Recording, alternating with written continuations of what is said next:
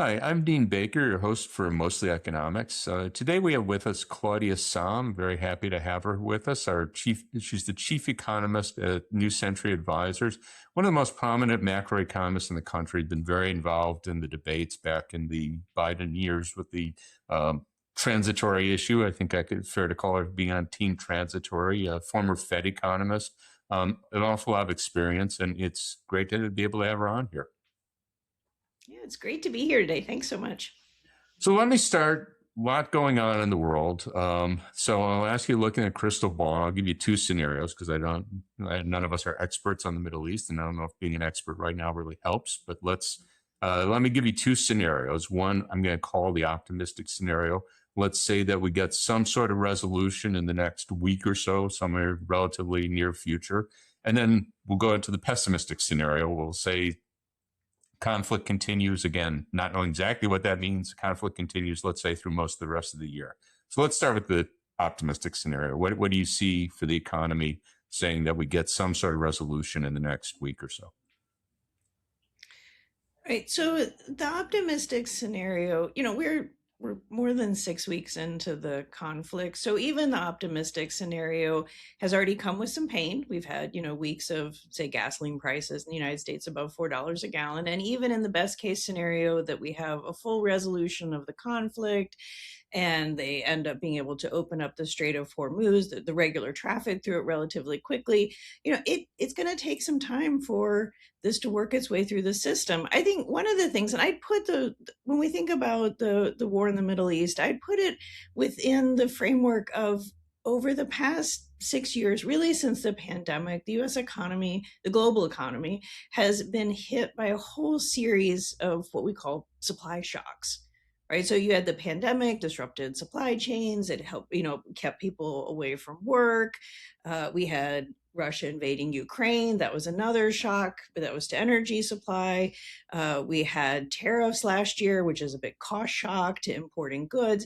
And now we have a war in the Middle East. And I think for me, and this was a lesson I very much learned in the pandemic, was understanding when you have supply shocks, it can take a very long time for them to work their way through the system and to really kind of work. And in the pandemic, we saw like echoes of supply shocks where one thing would break down and then it would cause those prices to go up and it caused the price of something else to go up. And then like years later, motor vehicle insurance would finally stabilize, right? Like, so, I mean, you'd have these really long tails.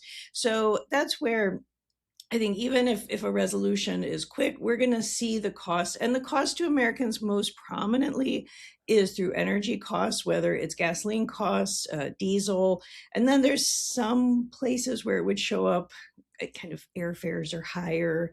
Maybe there's, freight costs get put in your good, like much smaller cost, but pervasive. So I think even if in the best case scenario, the war, everything wraps up very quickly in the geopolitics sense, we're still going to have many months of kind of working back to normal. So people are going to see higher prices at the pump is, a pretty, that's kind of the most kind of in your face aspect in the US of this conflict.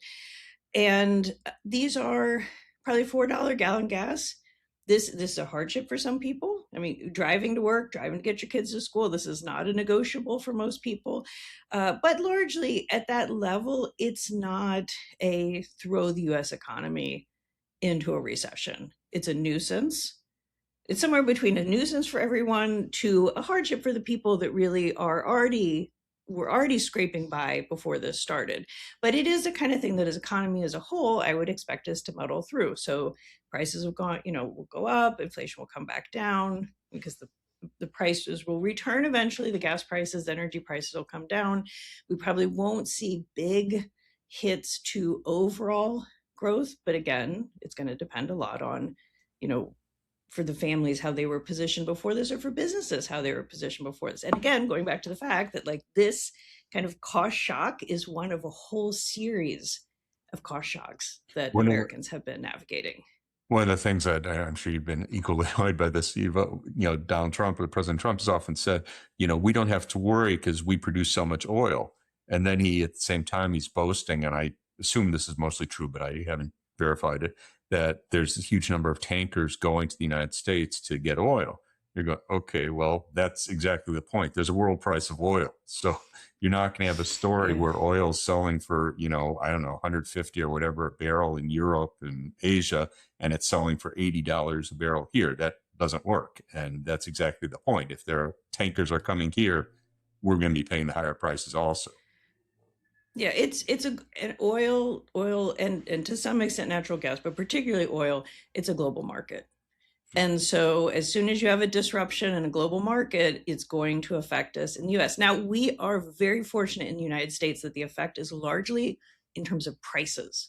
There are parts of the world right now that are suffering shortages, like not able to get it is, in this type of situation, we saw this when Russia invaded Ukraine. It is the countries that have the least, have are the most challenged in terms of resources. They're the ones that really get the short end of the stick. And so in the US, we're not, unless policy goes wildly off the rails, which it still could, we are not going to face shortages where you have to line up. You can't, like, this is the 1970s where you couldn't get the gasoline, because we do produce the gasoline, but and we produce the oil, but because it's a global market, the prices are go higher when supply drops off in the Strait of Hormuz. So like the US, what's happening in the Strait of Hormuz does affect us in the United States. And frankly, people saw gas prices go up right away. So regardless of what the president said, it was clear like somehow these were connected. And I will say, just like flipping a few years back now to when under the Biden administration, they passed the Inflation Reduction Act. There were a lot of people that kind of made fun of the name because, it was like, oh, inflation is bad. And so we've got to say, put inflation on, and we're fighting inflation. And people say, that doesn't. And I was like, you know what? The Inflation Reduction Act did earn its name. An important part of that act was money to put into green energy. And the only way that you get away from the like kind of what happens in the Strait of Hormuz affects the United States, or to blunt that, is you get us away from these global oil markets.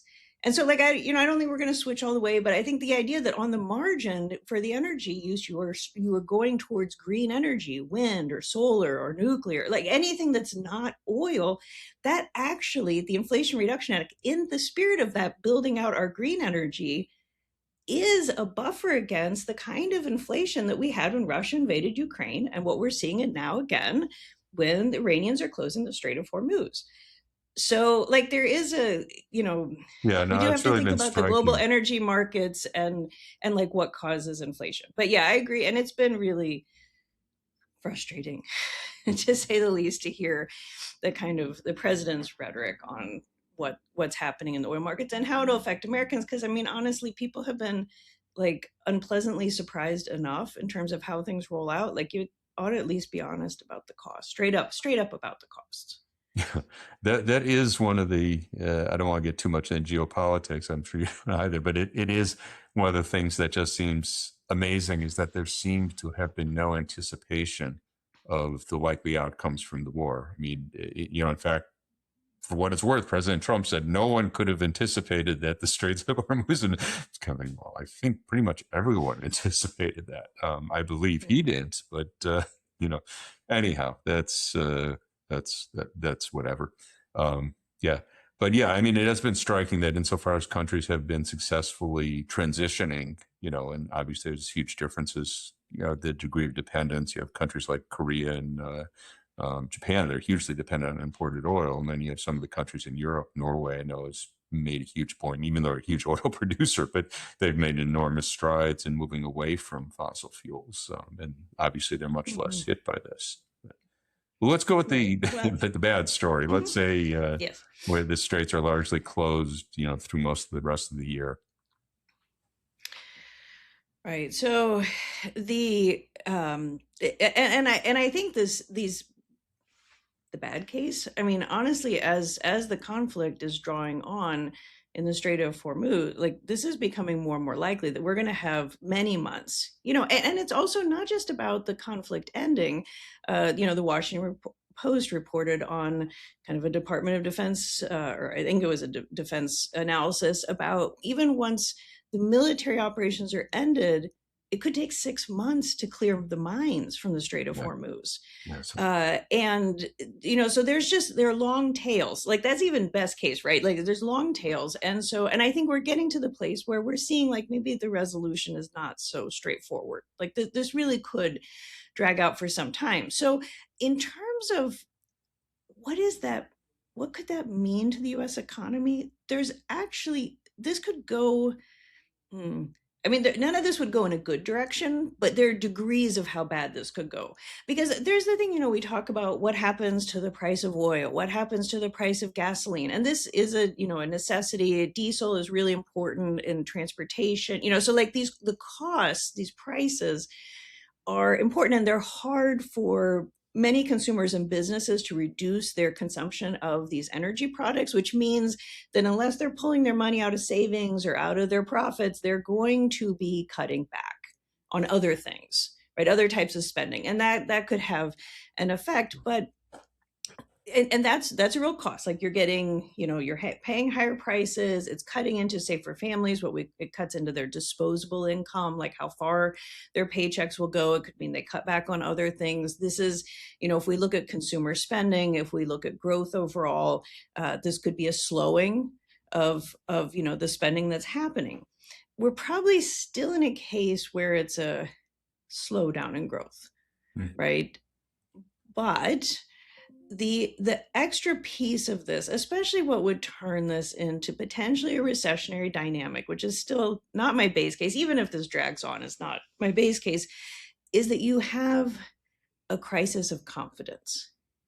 Right? We've seen kind of the reverse of it so far. Like we have this historic disruption of energy supplies in the Middle East with the closure of the Strait of Hormuz. And yet oil's like around $100 a barrel, right? Like this was supposed to be the mother of all supply shocks, and oil is definitely higher, gasoline is higher, but this is not like, I mean, this is still pretty modest in comparison. And what's going on is there's this expectation, this is gonna get resolved. In some ways, it's like it's going to get resolved because it has to get resolved. This is such a huge shot. Like this just can't go on, right? And we've had a lot of messaging from the president. I think also, I mean, the Iranians are also doing their own kind of spin and messaging, but you've seen kind of what people have referred to as kind of the jawboning of the oil industry, the jawbone of stock markets. So these expectations have been held in a like, this is going to be okay. Well, like imagine if we snap out of that expectation, right? Like you've built up a lot of optimism that this gets much better. If you have in financial markets, particularly in the stock market, that a crisis of confidence, kind of the unraveling, the reversal of that could be the kind of the tailspin aspect. It can destroy wealth, it can make consumers pull back more, it can make businesses more uncertain, and so I think for this to really end up in kind of the worst case where the US economy goes into reverse over this, you're going to have kind of the opposite of what we've already seen. Like the soup, like what I think is probably more optimistic than warranted by reality, but we'd probably have to see more pessimistic. Well, I've actually been warranted surprised by reality. with the stock market. I may have been surprised even before this happened. I mean, the stock market by any measure is very highly valued. We could argue whether it's overvalued, but it's not arguable that it's very highly valued. Price to earnings ratios, capitalization relative to the economy, whatever measure you want to use, it's very, very highly valued. And again, we could differ on which is the best measure, but it doesn't matter. It's very highly valued. So I was thinking that it wouldn't take that much to dislodge that, but we've had a lot. And obviously that valuation's still there. And a lot of this clearly, again, I'm not giving away any secrets. It's obviously to a very large extent AI and AI related industries. And, I just don't know how long that's going to hold up. I mean, I'm going to say I'm kind of two separate issues here. Do I think AI is going to have a big impact on the economy and our lives? Absolutely. I don't think that's a debatable point. But I don't know it necessarily means that the profits of the companies will justify those current prices. And, the internet, I think, is a good example, good analogy that, in the 90s, you saw the, stock market, and particularly, of course, the internet, the .coms go through the roof. Now, obviously the internet's had a huge impact on our lives, no doubt about that. Did Cisco Systems have the profits, to warrant, at one point it was the most valuable company in the world, the market cap. I mean, they're still, I haven't followed it closely. I believe Cisco is still around and I'm sure they make a profit, but nothing like what would have justified its stock price back in, 99 and 2000. So, I mean, that's my view that AI will likely end up that way. Now, that could be wrong, but I keep wondering, and maybe it is wrong. Maybe the profits really will justify those prices. But I would have expected something like this to dislodge that optimism. Yeah, well, and if you remember back to February, which seems forever ago, a lot of February in terms of financial markets was stock price down, like thinking that because it was still an AI focused kind of processing what artificial intelligence could mean, but it was where you had a lot of software companies got hit. Like it was like AI, but kind of that was a negative AI month. Yeah. Right. And again, the stock market, it's the same with the war, but definitely true with AI. They're trying to like look into the future, run all these scenarios. What's the right thing? I mean, some of it's off of vibes, not like, careful modeling, but it's, but the definitely the kind of the lens on AI in February was pretty negative. Yeah. Yeah. Right. So you don't even, if we had another like negative on AI month that coincides with like the war is going to go on for much longer, like you start having these things crash into each other. It could just give I think you could have that kind of negative crisis of confidence loop. I mean, those are impossible to predict, right? So I don't want to say I think, the AI narrative is going to turn negative and something with the war. But to me, like if you get into the worst case scenarios, it's not just about what's happening to gas prices and how that feeds through. Like the worst cases have to start hitting in these other areas. And to your point, I mean, like the AI has generally been the kind of positive lift. And if that were to dissipate, be questioned, or be like overwhelmed by events in the Middle East, then the market may lose its footing, at least temporarily. I think these are disruptions, and I mean I talked about supply shocks they take time to work their way through the economy. Frankly, they work their way through financial markets a little faster because they're like looking ahead. As soon as they feel confident, oh, this is going to be temporary, they're kind of off to the next thing. But it's a process, and it's not. There can be a lot of surprises along the way. And speaking in terms of it being hard to predict, I still think, in the internet bubble, I mean, I was going, there's a bubble here, and, anyone asked me when it was going to burst, I was saying, about 6 months, and I said that beginning in, I don't know, 98, just to speak for my own, do my actions correspond with my words? I had a 401k, I still have 401k. Mm-hmm. I took it out of the stock market in March of 98. I wish I could have said I did in March of 2000. But in any case, that was when I became convinced this is crazy and it's going to burst. And it kept going for 2 years longer. But, even now we have more than 25 years to look back. Okay, what happened in March of 2000 that suddenly caused the bubble to, I can't identify anything. I mean, you could look at, there's always something you can point to, but there was nothing obvious, certainly at the time. And even with 25 years, 26 years of hindsight, I don't know. I can, maybe someone else has come up with something, but I sure couldn't tell you what it was. So yeah, I mean, it is, in trying to predict what's going to turn that, it's very, very hard to say. Well, let's go to the Fed. You spent a number of years at the Fed and, a number of the actors here. Did you work with Warsh when he was at the Fed? I did. I started in 2007 and he started in 2006. I did not work directly with him, but he was certainly a governor. I answered questions of his in the boardroom, so I saw him in action while he was there. I mean, I stayed longer. I left in 2019. So you overlapped, obviously. You overlapped with Powell's period as the chair. So he was, of course, on the Fed even before he was chair, but he was chair before he left. Yeah, I'll confess, I was a big fan of Powell, and I was happy he was reappointed. I got a lot of my friends pissed because they go, "Well, I should have a Democrat." He did a good job, But anyhow, so what's your take? Let's start. Do you think Warsh had his testimony? Was it yesterday or 2 days ago? 2 days ago now, I guess.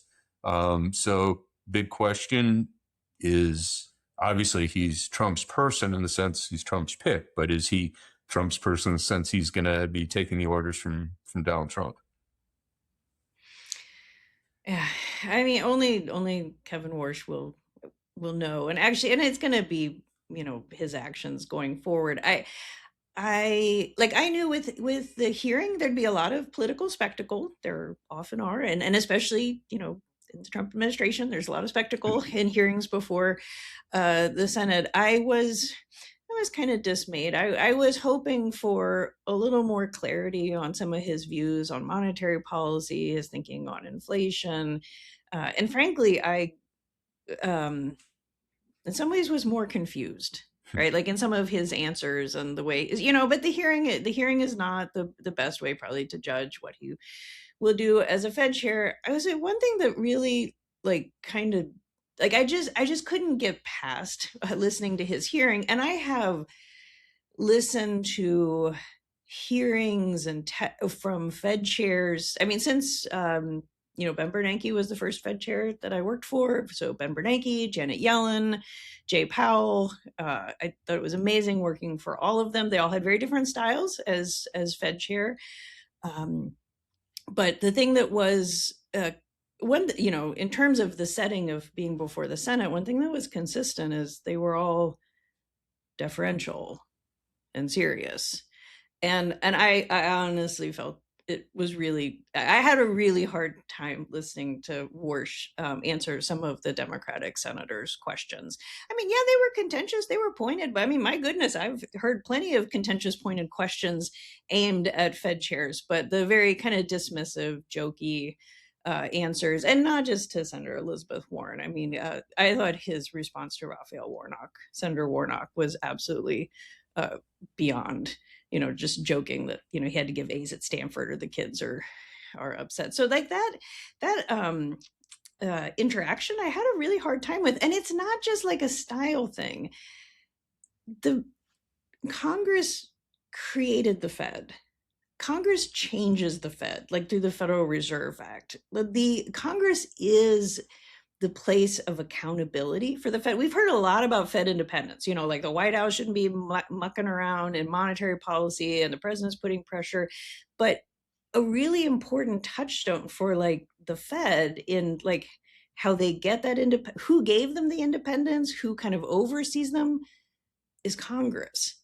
And so that is part of the deference of the Fed chair coming to Congress. Is like this is the body that kind of sets up the Fed, oversees the Fed, the accountability. So I don't think that put the Warsh Fed on a good footing. Because I mean, Warsh will serve, if he is ever confirmed. I mean, the vote is held up because of the Department of Justice inquiry into Jay Powell, and so this is all very unusual. But if he is confirmed, he'll serve a 4-year term, which means he could easily be serving into Senator Warren as the chairman, or as the chair of the Senate Banking Committee. Yeah. And that like really puts the Fed on a bad footing if you're, have a chair that's kind of making fun of senators. And so like that piece of it bothered me on many levels, but I think also just on the institution level.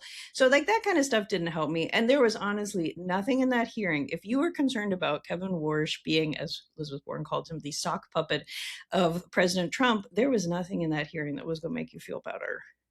Yeah. And I think that was unfortunate too. And there were some places where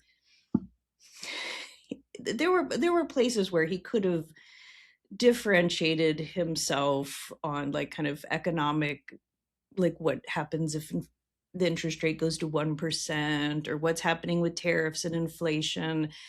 And he just really, he very deftly kept from disagreeing with President Trump on anything in the hearing, which is pretty wild. No, it is striking. So, and it's, again, it's troubling in general, but particularly he does have a history. I mean, he was on the Fed before. And, again, I'm no expert on Kevin Warsh, but, I do remember when he was on the Fed. And I remember first and foremost, he was an inflation hawk. He was yelling that we were going to have hyperinflation. He was upset, Bernanke had quantitative easing, zero interest rates.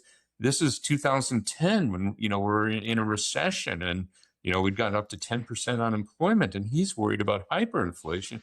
Here we are now, economy's relatively strong, could be stronger, but 4.3% unemployment, it's hard to get too upset about.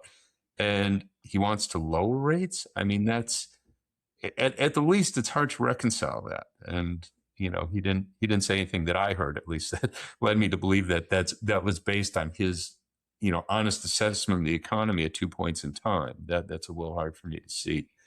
Again, maybe you can reconcile that some way, but Yeah. um, the other thing, and again, Well, people were calling this a cheap shot, but I don't consider it a cheap shot. I think it was one, maybe more than one person asked him who won the 2020 election. And, people are going, that's a political question. It's not a political question. It's a matter of fact. What's 2 + 2? I'd say 4. If he said something different, I'd be very worried. There's not really, we know what Donald Trump says, but we know what is true in the world. And the fact that he can't say that, that was not encouraging. yeah, no, um, Kevin, as you point out, we just don't know a lot about him because it doesn't make sense. Like I disagree with his views on maximum employment, price stability. Like I have kind of fundamental disagreements. I had disagreements with him when he was a governor. I mean, in 2010, when the unemployment rate was almost 10% and inflation was like 1.5%, so below target, he didn't think the Fed should be doing any accommodation.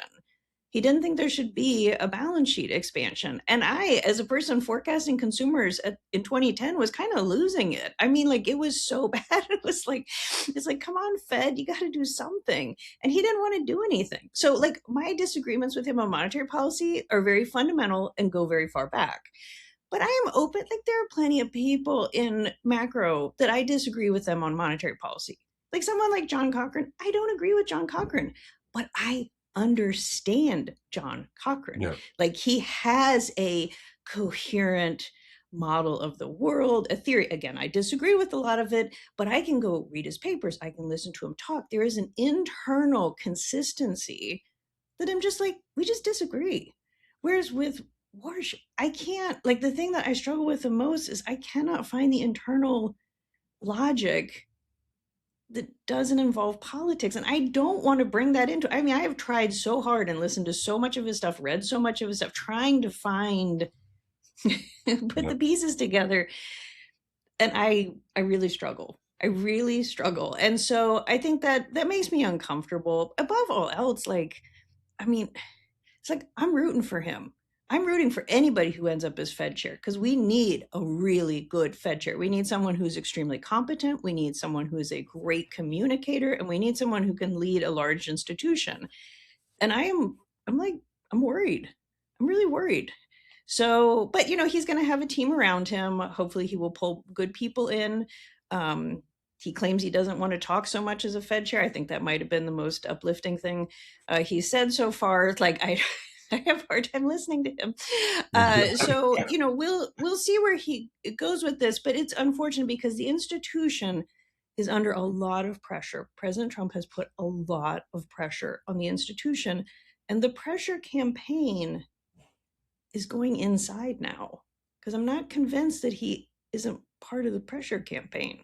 Yeah. And that, eventually an institution, no matter how strong it is, no matter how many safeguards it has, you put enough pressure on it, it will buckle and it will fail. And that is not, you talk about worst case scenarios. Like we do not need a Fed that is like, out to lunch or worse, being weaponized by the administration. Because the Fed's got some pretty powerful weapons in its arsenal if you want to use them in a political way. So I'm not saying that's where I think this is going, but I'm not comforted by the trajectory we're on.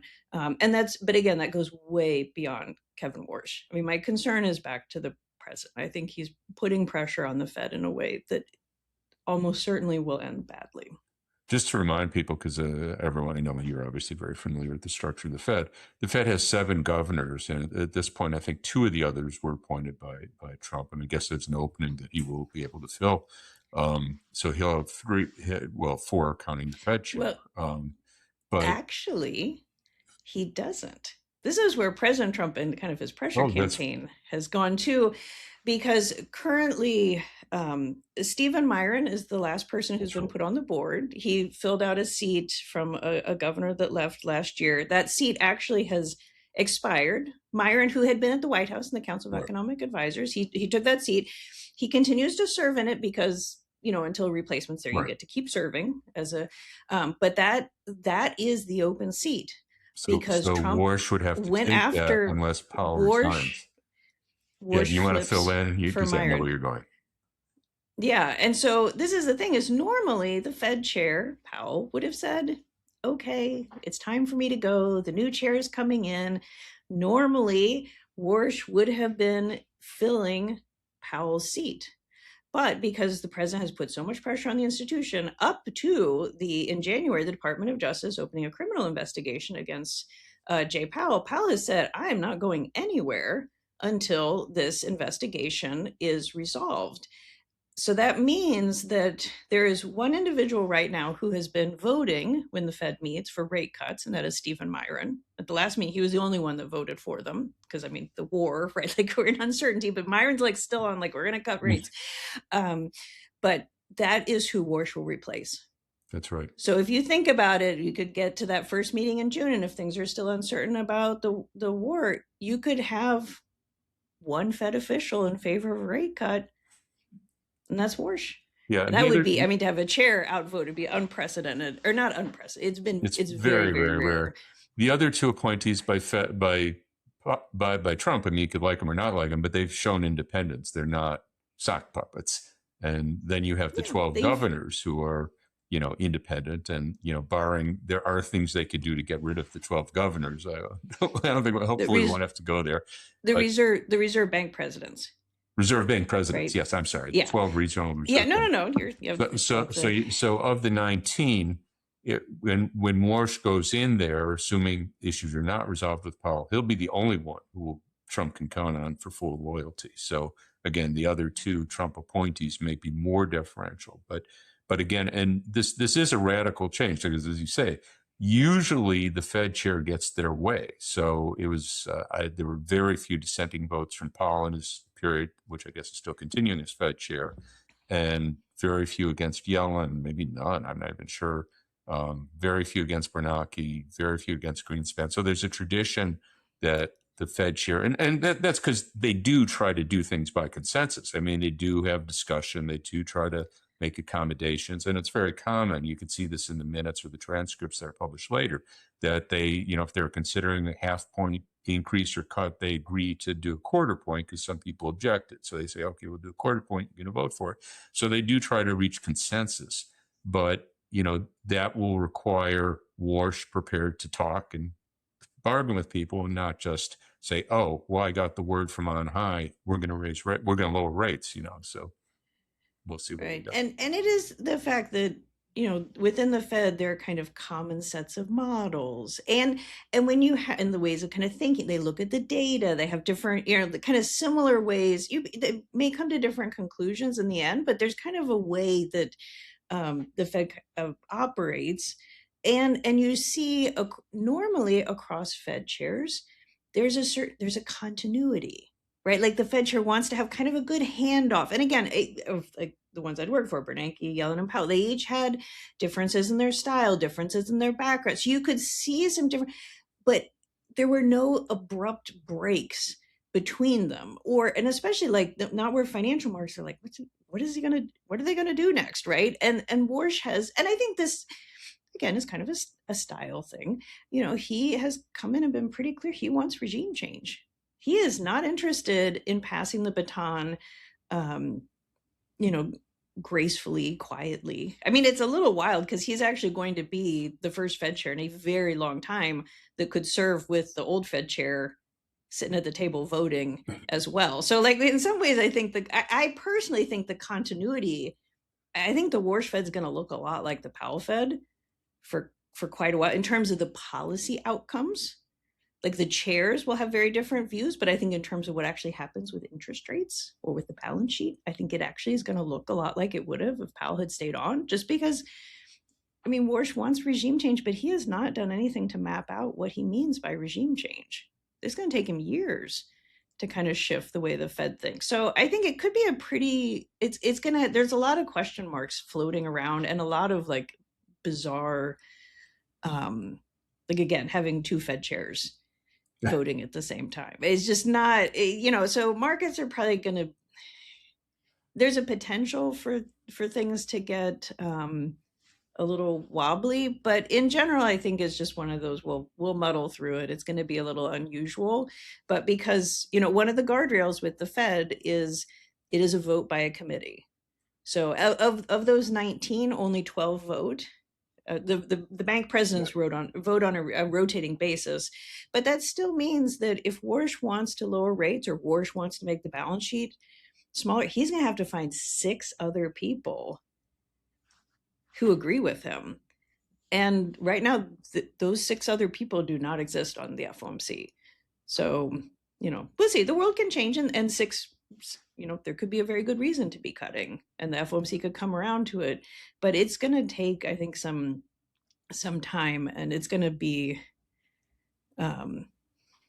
well, he'll have to make arguments. That's the thing. I mean, Donald Trump can say whatever, but Fed chair, if he wants to bring other people along, at least with the people there. I mean, obviously, if Trump gets to pick, God knows how many other members, they replace the presidents, whatever. I mean, you could tell stories. I won't go into all this, but if he has the people he has there now, he's going to have to make an argument. And just saying I want rates to be lower isn't an argument. Right. Well, and I think what was interesting, and I kind of had thought maybe at the hearing we'd start to see some shift from Warsh, but I mean, he has consistently thrown his future colleagues under the bus.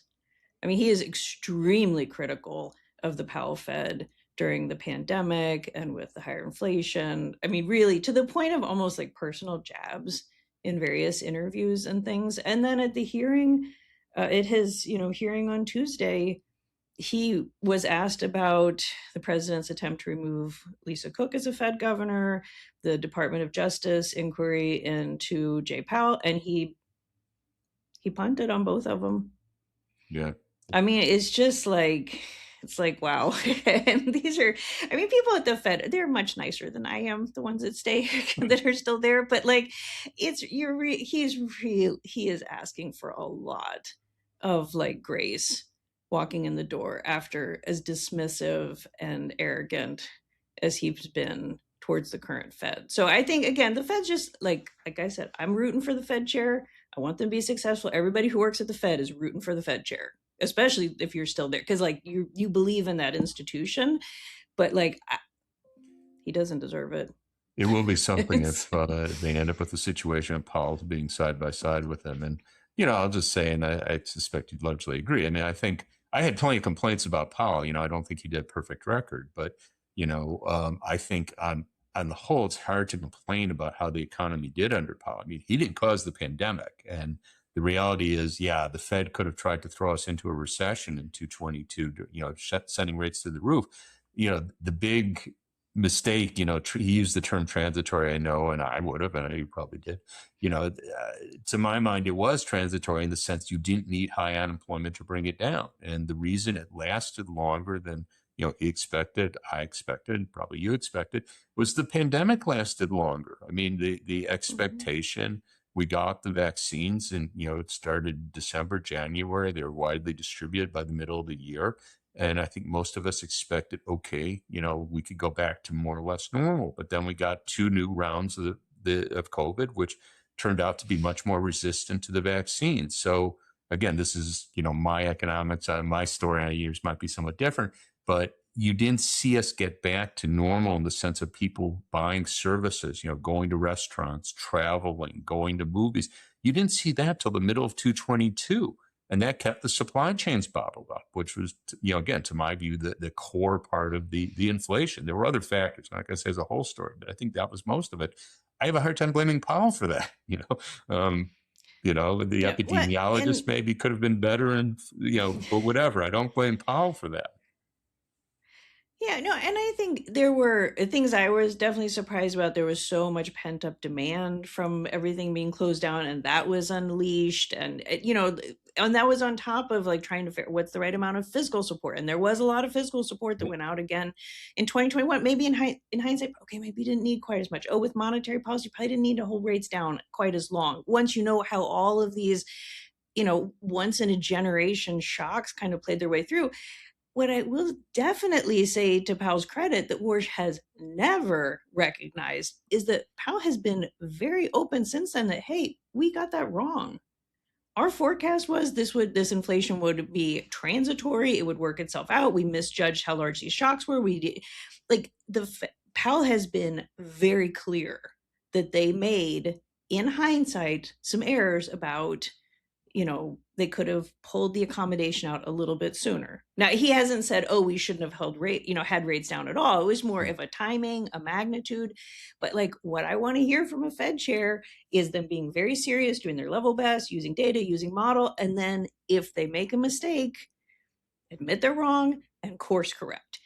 And like, that is what the Fed do. So I don't know. You can't, like, nobody hands out crystal balls to Fed chairs, right? But you do need to make sure that you're putting someone in there that is competent and humble and like able to admit when they've made a mistake and not double down. And so I think Powell has, really kind of shown us that, and the fact that doesn't make the higher prices go away. I don't expect regular people to give the Fed a pass on that, right? Like, this is not it doesn't make it all go away, doesn't make it okay. But I think, if you're kind of in this policy setting situation, like, Warsh ought to be able to recognize that. And, all of those lessons that the Fed had from the pandemic, they are incredibly relevant right now. Because, we started this talking about the shocks from the war in in Iran, and like how, like I said, this is like another one of these supply shocks and the cost. And for what the Fed is trying to do right now, and we'll hear from them next week as they meet, what should be Powell's last meeting as chair, but he might be on for a little while longer, is that the Fed's trying to figure out, is this a temporary shock? Is this because if it's going to be over relatively quickly, or gas prices, energy prices are going to come down on their own, it's not going to bleed into other prices. We don't need the Fed raising rate. Like, it'd just be one more problem adding into this situation for households. So it's kind of like what we talked about, the not so bad case, right? That's what the Fed's trying to figure. If that's the case, the Fed can, like, what they call, look through this. They don't raise rates. Maybe they'll get going with rate cuts at some point in the near future. But the worst case that the Fed is watching for is inflation stays higher longer. And then people and businesses kind of throw in the towel on inflation coming back down, and they really build in, like, we're just going to have higher inflation. And then the Fed might need to step in and try to, like, calm that down. So I don't think they'd be super aggressive in that, but like, it's kind of Warsh kind of talking. I mean, he really did not talk much about the energy price shock with the war in Iran in any direct way yesterday, but it's kind of, we're back to this question of, like, we see prices going higher, we see inflation getting some lift because prices are going higher. Is it temporary? Is it persistent? I think the Fed, the Fed is trying to navigate a question that, they navigated in 2021, 22, and they got it wrong then. Yeah. Or they missed some. I mean, I totally agree with all of what you said about the pandemic and the inflation. We would have had inflation regardless of what the Fed did. But you don't want to fight the last war, but you do want to learn from the last war. Yeah.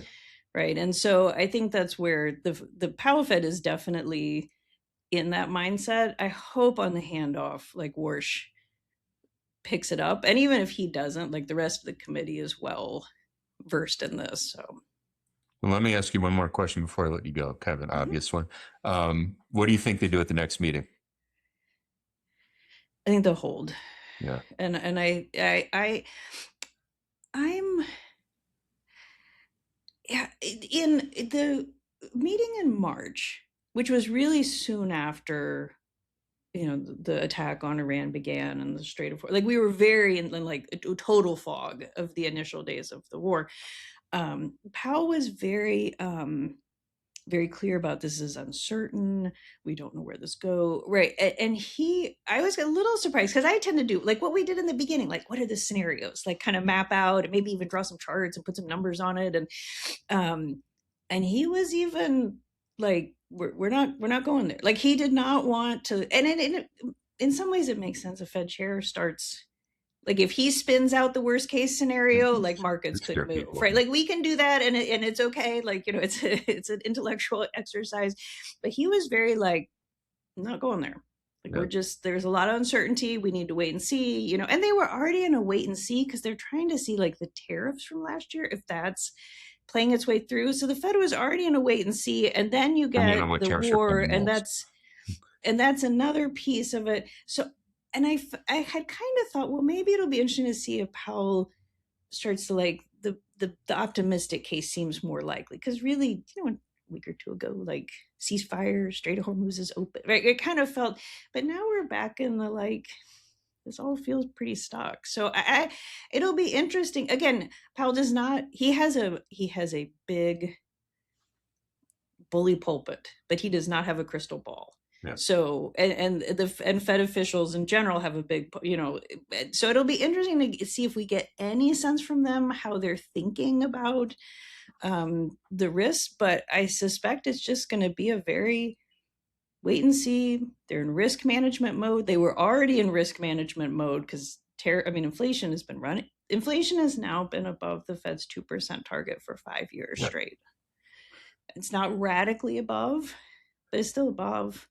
Yeah. And so I think I'm the least inflation target person around, but I have to say, if you have a 2% target, you've been above it for 5 years, you begin to ask, what does it mean? Yeah. So you asked about what next week's meeting. I think it's going to sound a lot like March. I encourage everyone. I have several months ago, I kind of committed to enjoy every last meeting, memo, anything that comes out of the Powell Fed. So I'm like I'm holding hard onto any shred of normalcy out of the Fed. I take a lot from Powell. Has been someone consistently through this crisis, like during the pandemic, over the last 8 years, there have been times where the world's been kind of upside down and backwards. And I feel like he's just done a very good job of being calm and disciplined and thoughtful. And like, I'm going to miss that. Yeah, I think we all will. So, well, thanks a lot, Claudia. Maybe we'll have you on again 6 months from now. We'll see how these things have turned out. But thanks a lot for sharing your views. Great. If you like what you just saw, please help us out by liking us and subscribing. Thank you.